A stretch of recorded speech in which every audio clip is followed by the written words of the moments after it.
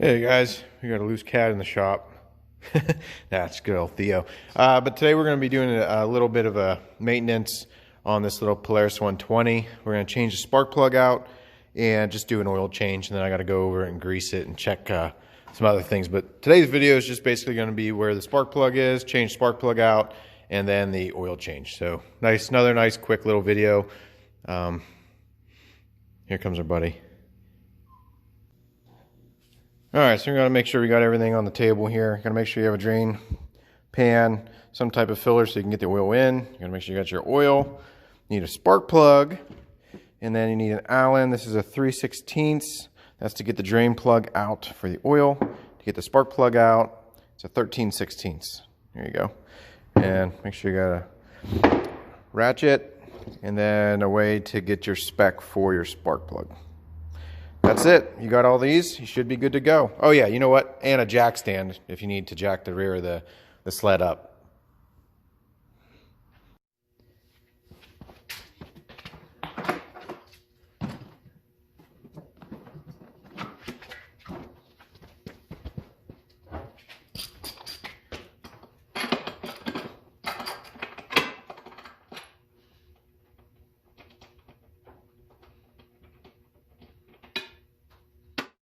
Alright, so we got the new plug here. Part number is BR6ES, and it's 70 mil. But as you can see, mine goes from 64 to 76. So we want to make sure, obviously, that this one will fit in, which it does, but this one won't. This is all I got, so you kind of got to use what you got here. It'll be close enough. But yeah, the 70, oh, I guess the 76 does. So we need to tighten it up just a little bit.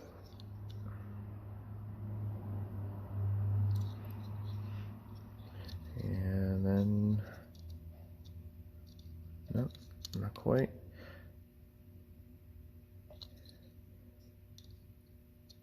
There we go. So that won't go in, and the 64 will. So you're in between 64 mil and 76 mil.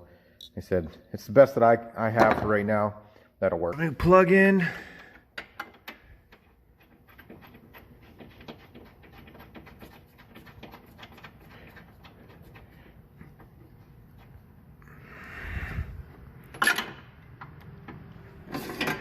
And you don't He-Man these, you just tighten them up. It's nice and snug. You don't need to get them too darn tight.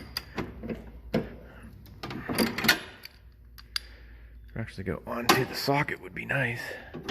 There it goes.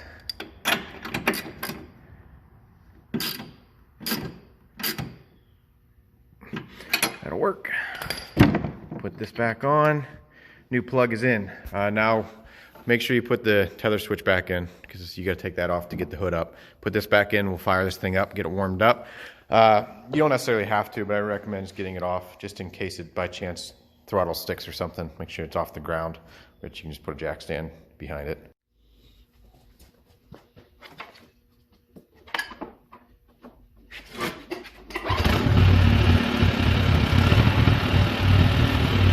So we got it nice and warm here. And I'll show you where there's the drain right there. And that's obviously where you fill it and where you check the oil. Now underneath, it's kind of hard to see, so we'll try to get you underneath here.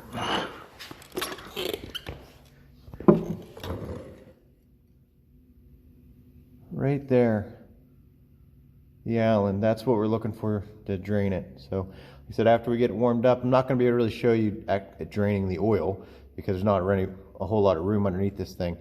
But that's it. You get that Allen in there, loosen it up, and we'll drain the oil out and fill it up.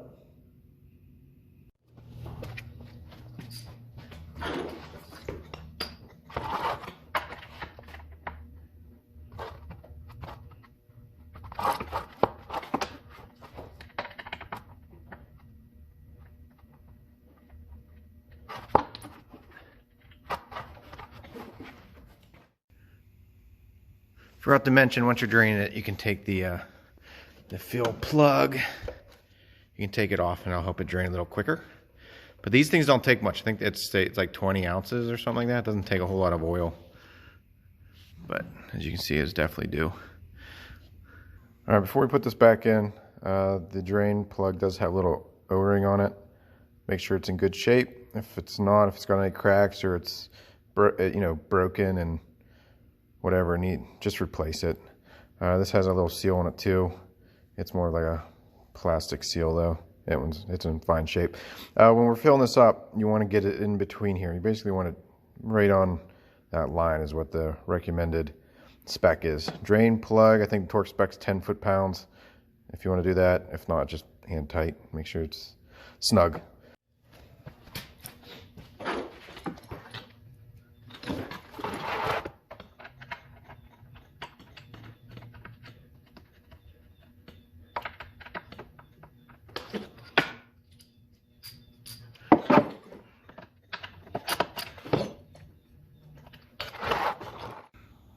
All right, guys, excuse me here.